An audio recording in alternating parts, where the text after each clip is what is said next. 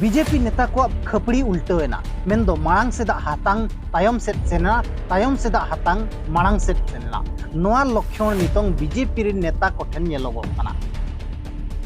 नितोंग नोंका ज्ञान को एमेया दो नोंका ज्ञान को एमेया दो अंधभक्त को बनाव गिदर को आकोरिन गिदर को जेते विदेश रे को पढ़ाव को बेस बेस यूनिवर्सिटी रे को पढ़ाव को मेनखान नोडे रेन जहां गिदर को पढ़ा कना नुकु अंधभक्त को बनाव को बाबा को बनाव को और घरिया को गो अचो को जोहार सनाम को रमेश आपे पे नेलिया हो संताड़ी मिटंग बीजेपी रेन मारांग नेता आयार मंत्री अनुराग ठाकुर जहां नुई मनमी पे नेले कना पाछे बापे बड़ाय कया बड़ाय पे नुई मनमी नो जहां अंतरिक्ष दिवस को मनाया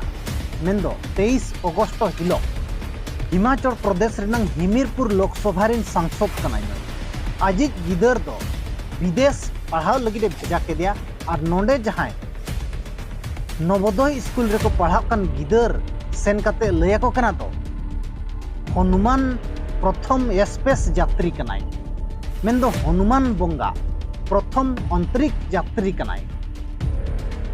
और मास्टर नुआ सलाह हो एम तरा दिया तो पुराण रेनंग कथा और अबवा नागाम रेनंग कथा नुआ लय चेत नु आको नुआ ज्ञान के एमा को पे मेनते ओंडे मास्टर हो सलाह एम हटवा दिया बांग दो ज्ञान एम हटवा दिया और ओंडे गिदर रे कुलियत को दो ओकोय कनाय स्पेस प्रथम यात्री गिदर मिड होड़ा नितुम को लयत खान नुई ओना ठीक बांग लय रुवर कते नुई लय रुवड़ा को कना दो हनुमान ने ताहे कना प्रथम ये स्पेस यात्री मेन दो प्रथम अंतरिक्ष यात्री महाकाशय दाना लिया मेन दो उका लका खपड़ी उल्टवा कना नोडे खन के नुकु जहातिनंग के बीजेपी रे नेता मेना का को नुकु अकोरन गिदर को जेते विदेश रे को पढ़ाए को बेस बेस स्कूल रे को पढ़ाए मेनखान नोडे रेन गिदर उका लका को पढ़ाओ उका लका को ज्ञान सेनो ओना बांग नेल काते उका लका मुरुक को बनाओ उका लका भरिया गो आदि को बनावा भरिया गो मेन दो कावड़ गो को बनावा बोल बम गंजे न्यू कते को चला नुआ लगित को योजनाय आ नुआ लगित खपड़ी तक उल्टवा कना और नुआ गे को प्रचार प्रसार बड़ाय मेन दो उका लकान मानसिकता रिन होर नेल कते हुडिन हुडिन गिदरा कना को नुकु मिटंग वैज्ञानिक पद्धति तेको मांगो कना चेदो कना को सियानो कना को मेनखान नोडे नुई नेता हेज कते हनुमान नेता है कना प्रथम स्पेस यात्री माने ओका लका गिदर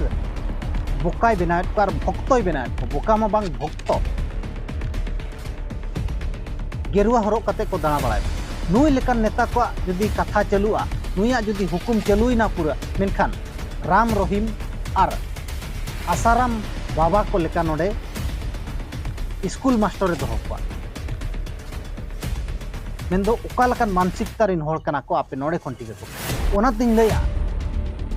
नोंकान बीजेपी नेता को ठेन खन सहारे ताहे बांखान दो आपिया आगाम मा बुड़ाआ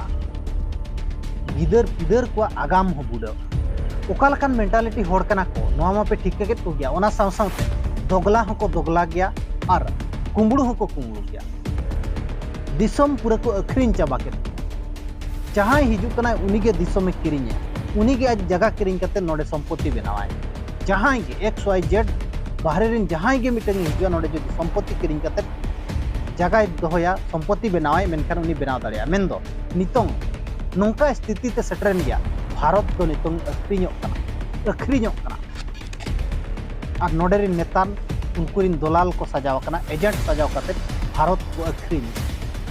नोआ गे असलियत ओनाते आपे ठेन नेहर ताहेन कना इᱧᱟᱹᱜ चैनल बो सब्सक्राइब मा और बीजेपी हर ठेन खन बो बांचा मा बांखान दो आगाम को ᱧᱩᱛᱟᱹᱛ ᱜᱚᱫ